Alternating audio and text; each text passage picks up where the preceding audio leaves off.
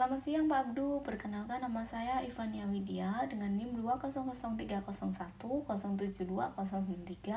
Saya akan mempresentasikan proposal saya yang berjudul Analisis, Perhitungan, Pembayaran, dan Pelaporan Pajak Pertama Nilai. Ini studi kasus pada CV Devania Sukses Bersama. Saya akan mempresentasikan tugas saya yaitu dalam mata kuliah Special Topic in Accounting dengan dosen pengampu Bapak Abdurrahman SDMAK. Saya akan masuk kepada abstrak. Dalam melakukan perhitungan, pembayaran, dan pelaporan pajak pertambahan nilai adalah suatu kewajiban yang harus dilaksanakan oleh pengusaha yang melakukan transaksi jual beli yang telah dikukuhkan sebagai pengusaha kena pajak.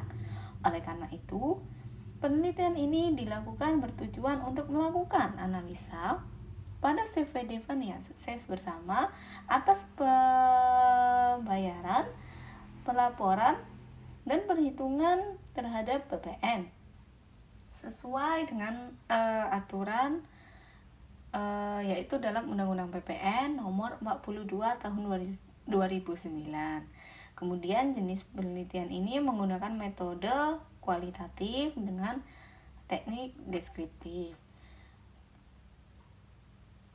Teknik pengumpulan data dalam penelitian ini yaitu dilakukan dengan proses wawancara, kemudian dokumentasi dan observasi.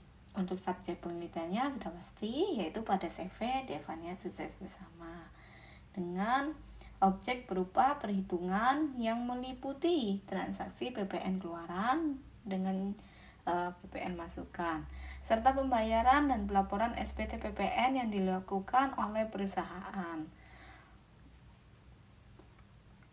Ini bab satunya saya membahas mengenai latar belakang, kemudian rumusan masalah, tujuan penelitian, manfaat penelitian, dan sistematika penelitian. Kita masuk kepada latar belakang. Pajak adalah pungutan yang diperoleh dari orang pribadi atau badan yang dilakukan oleh pemerintah berdasarkan undang-undang yang berlaku, serta peroleh dari pajak ini akan digunakan untuk keperluan belanja APBN dan meningkatkan kesejahteraan pada masyarakat. Pajak ini merupakan penerimaan yang menjadi primadona dalam pendapatan negara, karena penerimaan negara diperoleh dari penerimaan pajak dan penerimaan bukan pajak. Pajak yang diterapkan di Indonesia ini dapat dibagi menjadi dua, yaitu pajak langsung dan pajak tidak langsung. Pajak langsung ini yaitu meliputi PPh, sedangkan untuk pajak tidak langsung ini contohnya seperti PPN dan PPNBM, pajak pertambahan nilai dan atau pajak penjualan atas barang mewah.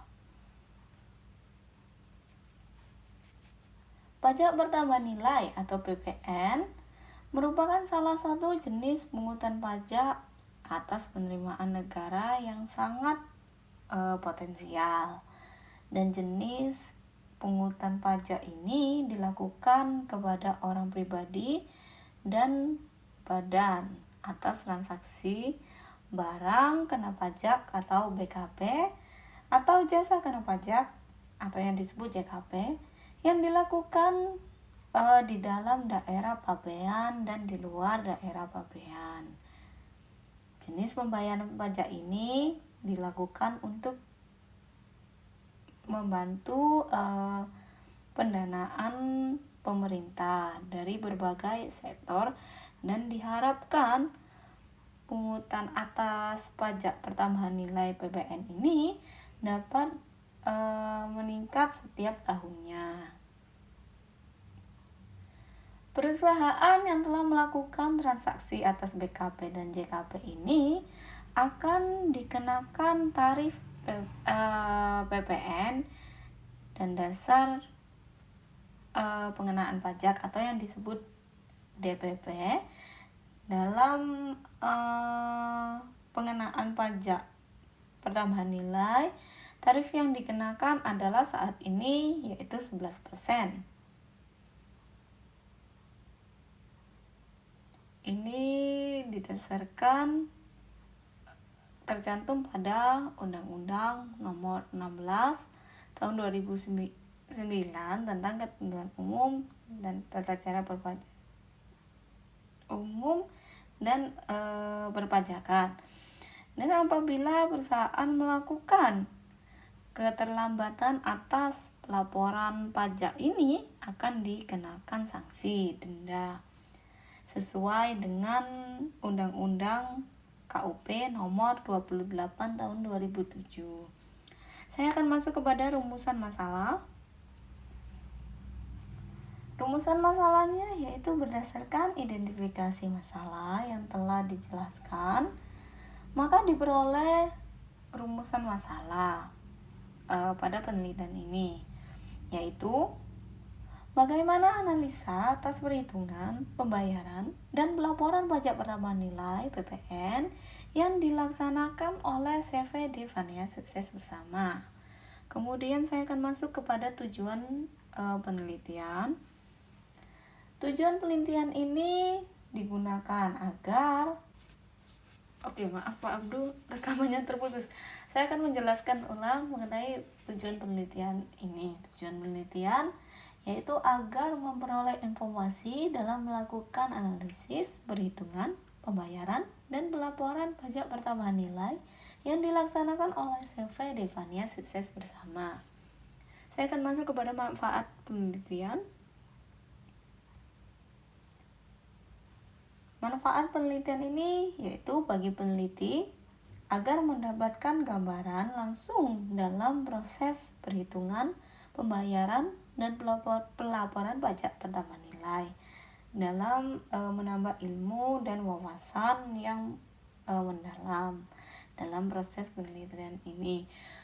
Kemudian yang berikutnya, jika manfaat bagi perusahaan yaitu agar dapat menjadi masukan dalam melakukan evaluasi terhadap proses perhitungan, pembayaran, dan pelaporan pajak pertambahan nilai pada perusahaan, serta melakukan perkembangan ilmu yang pengetahuan atas teori-teori yang dilakukan mengenai pajak pertambahan nilai. Kemudian saya akan masuk kepada sistematika penulisan. Untuk penelitian yang dilakukan, maka akan dibagi dari beberapa bab yang berurutan.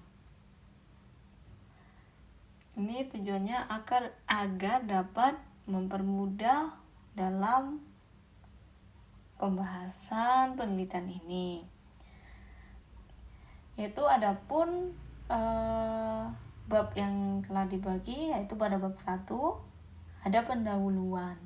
Dalam bab ini yaitu menjelaskan mengenai latar belakang, rumusan masalah, tujuan penulisan, kemudian manfaat penelitian, serta sistematika penulisan. Kemudian bab 2 yaitu ada tinjauan pustaka, yaitu mengenai pembahasan berupa penelitian terdahulu, landasan teori yang digunakan, kemudian kerangka konseptual, serta model analisa yang digunakan. Oke, ini saya masuk kepada bab 2 yaitu tinjauan pustaka. Ini ada penelitian terdahulu. Peneliti dalam hal ini mencantumkan penelitian terdahulu pada bab ini agar bertujuan untuk mengetahui apakah penelitian yang dilakukan pada penelitian terdahulu dan sekarang memiliki topik yang sama.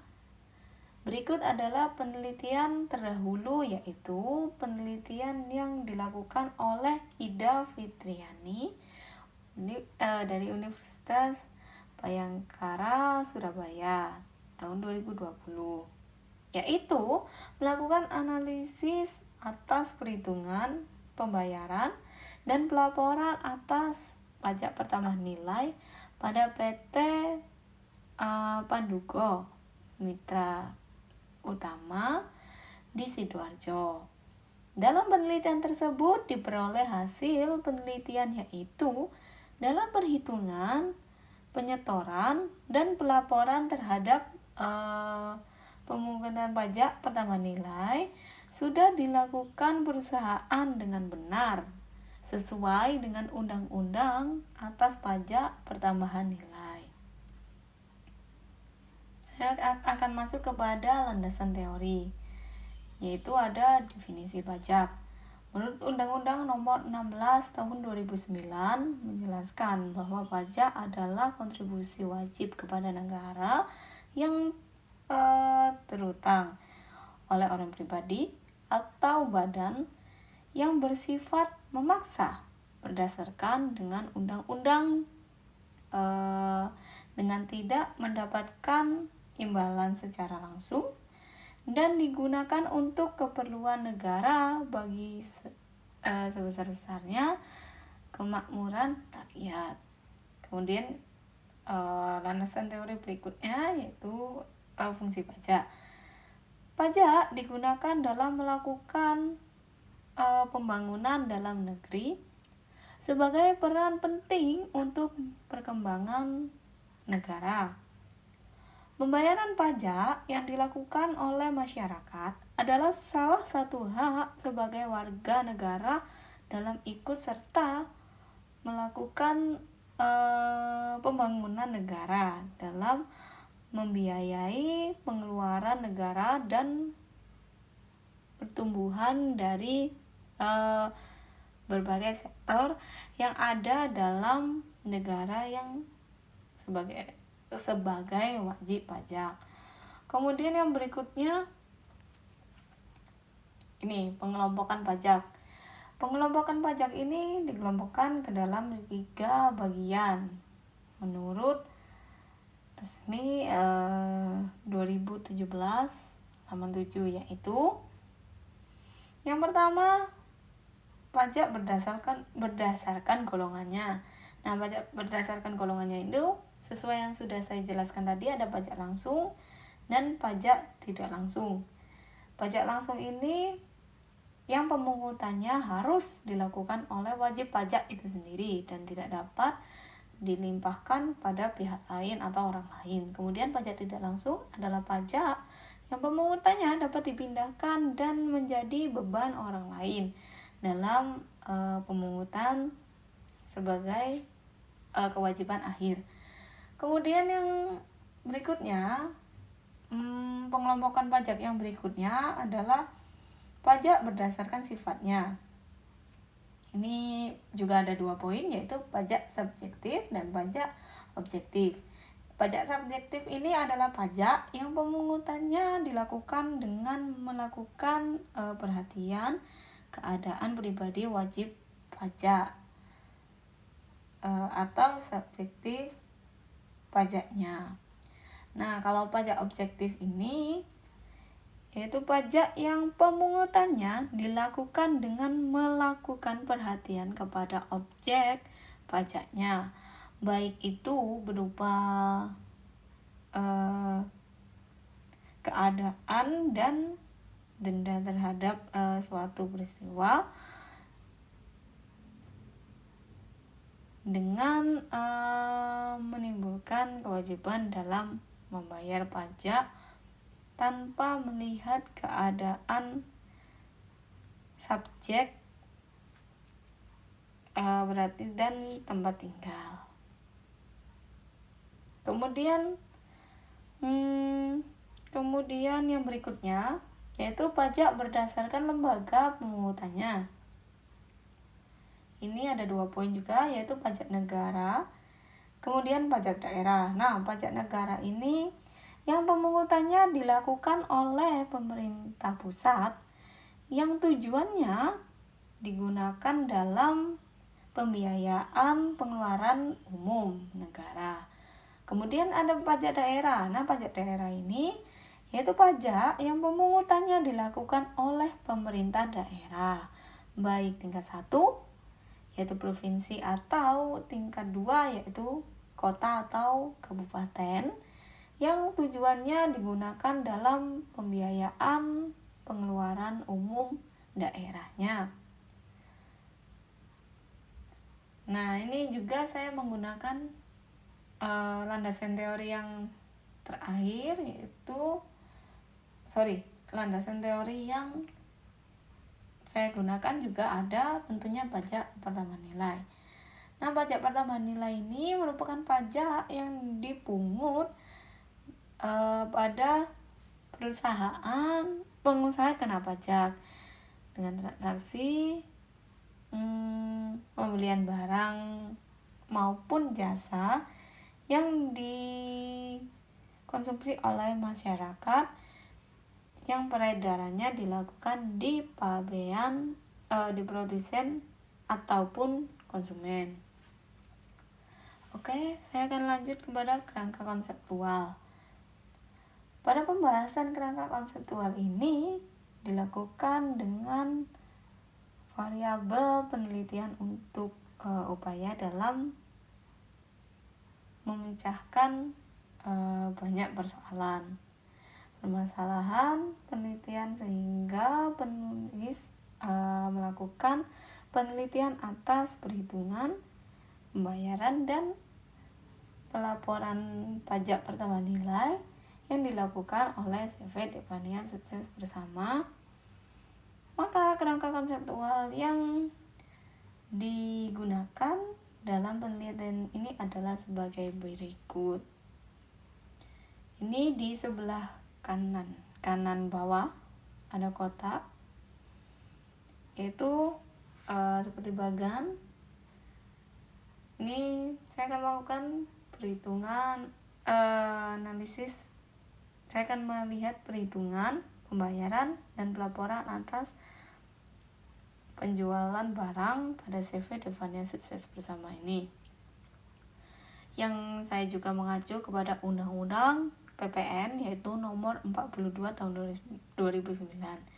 Kemudian setelah saya melihat perhitungan tersebut, saya akan melakukan analisis perhitungan, pembayaran, dan pelaporan PPN pada CV Devania Sukses Bersama ini. Oke, saya akan melanjutkan. Nah, ini metode analisisnya. Saya menggunakan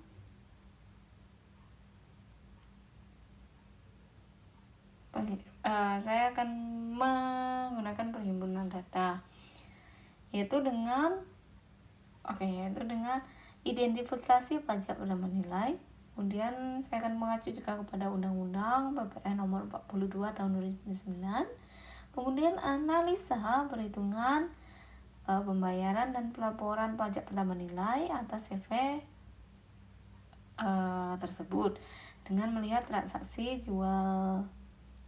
penjualan dan pembelian pada CV tersebut. Kemudian hasil penelitian perhitungan, pembayaran, dan pelaporan pajak pertambahan nilai ini pada CV Devania Sukses Bersama. Kemudian saya akan membuat kesimpulan dan saran. Metode penelitian. Oke, saya akan masuk kepada metode penelitian.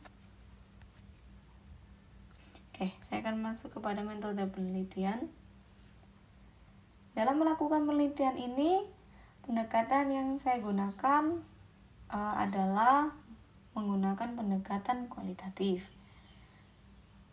Dalam penelitian ini, metode yang digunakan adalah metode deskriptif, yang dalam penelitian akan menggunakan analisis suatu variabel atau objek penelitian dengan diuraikan atas keadaan yang sebenarnya pada suatu objek penelitian.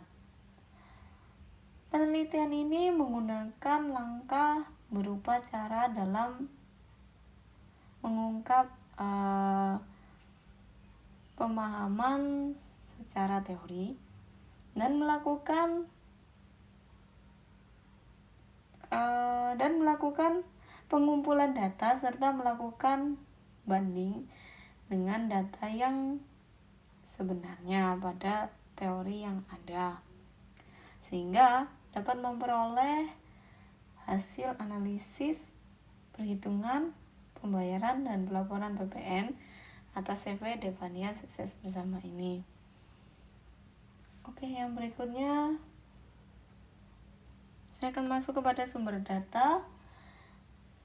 Nah, ini jenis sumbernya, yaitu penelitian ini menggunakan jenis data berupa data kualitatif, yaitu menggunakan data yang nyata yang dapat langsung dari perusahaan yang sesuai dengan kondisi perusahaan. Kemudian ini saya mendapat sumber data yang digunakan dalam penelitian ini adalah sumber data primer, yaitu data yang dikumpulkan sendiri oleh saya langsung, yang diperoleh dari perusahaan atau sumber pertama.